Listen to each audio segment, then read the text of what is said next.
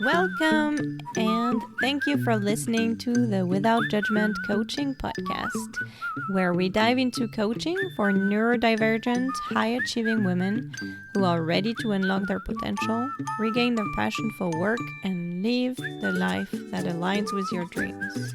I am Virginie, your host. I'm a life and career coach, and I believe that your career should be more than just a paycheck. In my business, I help my clients who suffer from chronic stress and who feel on the verge of burnout make strong decisions so they can lead the lives they want. Often, it seems like they've got it all on the surface, and yet, inside of them, there is this nagging little voice saying it's not enough. I'm here to share with you all the tips and tools that I've gathered over the years to help you see that you're not alone and that you can be in charge of what's going on in your brain. Tell yourself a different story to change the way you feel and show up in the world. It all starts with our thoughts. And that's good news, because you can choose what you think on purpose. You can decide what you don't want to believe when it doesn't serve you. And in each episode, I'll teach you how to be on your side so that you can be successful in your own way. I am a life coach on a mission to get you to discover how to live the life you deserve. So hold my hand and let's go.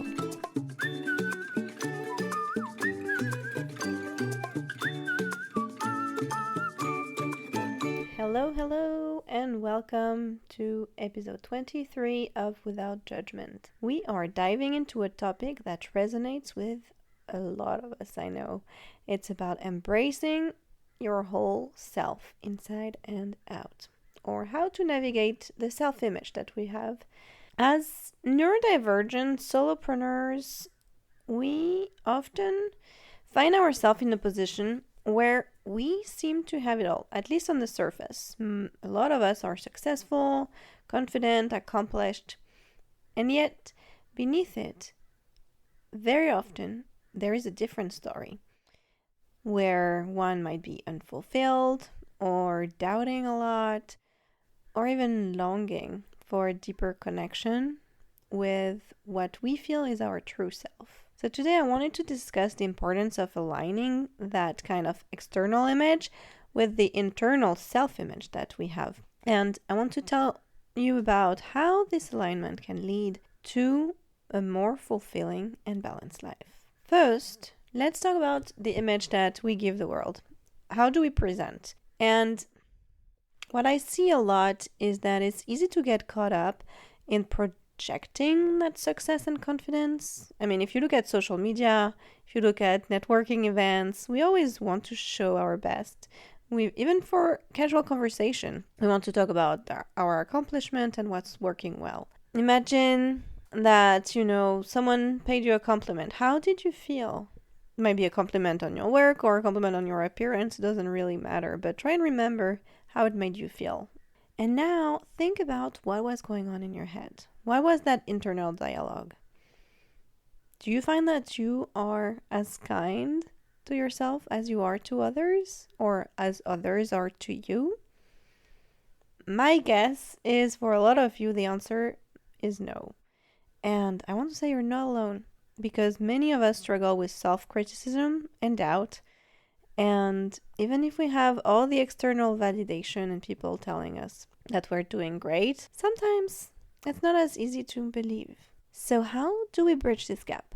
How can you align those external accomplishments with this internal sense of self-worth or fulfillment? Well, first, as always, we start with some awareness. I always encourage my clients to pause and observe what's going on.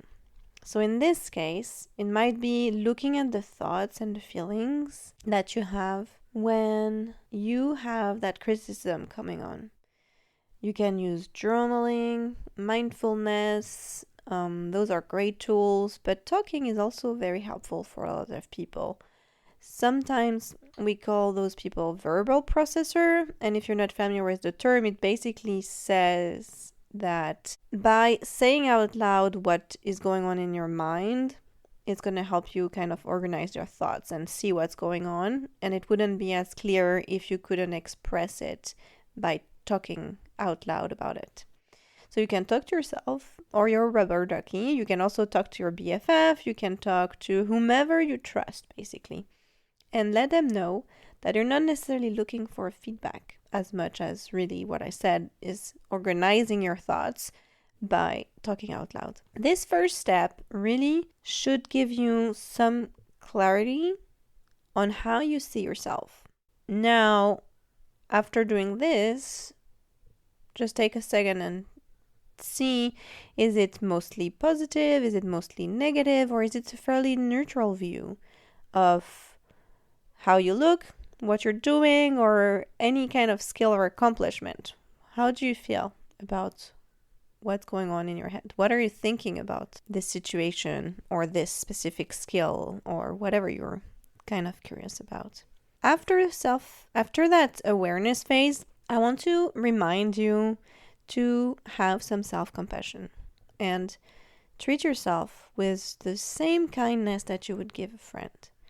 Really try to be understanding and have some grace.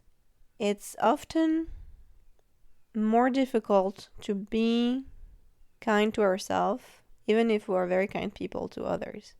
So take a second and imagine that you would talk to someone, either your best friend, your ideal client, whomever, like even put a picture of them in front of you if that's helpful for you, and share something important. I want to invite you to have self-compassion whenever something is maybe different, when there is a change, when there is something new, or when there is kind of an anticipated obstacle that you might see to achieve something behind.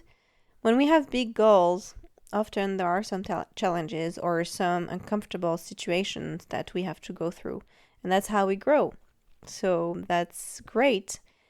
And sometimes we can be harsh on ourselves during the process. So I want to remind you to have that self-compassion. And really, whether you're asking for a raise, maybe promoting your business or interviewing for a new job, celebrate whatever achievement and be okay to embrace the setbacks. It's all about the learning opportunity that you got. See what you've learned in the process. And I know it's easier said than done, because often we have a very old narrative and it's pushing us to do always the same because it's comfortable. It's what we know, even though we don't like it. So I want to encourage you to be brave and also kind at the same time. Next, I just want to say, I want to give you a reminder that it's never bad to ask for help. So don't be afraid of asking for help. And here I'm going to have to say a little word about tooting my own horn, and coaching is really helpful. Because when you get a coach, you're not alone on the way. And sometimes that's what's difficult when we're in our head a lot and maybe ruminating, or maybe we feel like, we're smart and we know how we should handle things. But it's not about knowing and learning and having a plan. It's really about activating, or how do we put this into action and without judgment. So here a coach can really help you navigate all of those internalized ways of thinking or the patterns that we have, and then you can develop some strategies and a real action plan to help you bring more harmony in between the image that you have of yourself and the image that you project into the world. So that's my goal for you. And on those nice words, I'm wishing you a wonderful weekend, and I'll talk to you next week. Bye-bye. Thank you for listening today. If you like what you heard, you have to go to the website without-judgment-coaching.com and click on the link to book a free 30-minute discovery call with me. You can also find the link on my Instagram bio if you prefer that. I will show you how to reframe the stories going on in your head to serve you and get everything you want, whether it's a new job, a new hobby, or new relationships. Together we can decide if and how I can help you become your best advocate to live the life that you want. I can't wait to see you.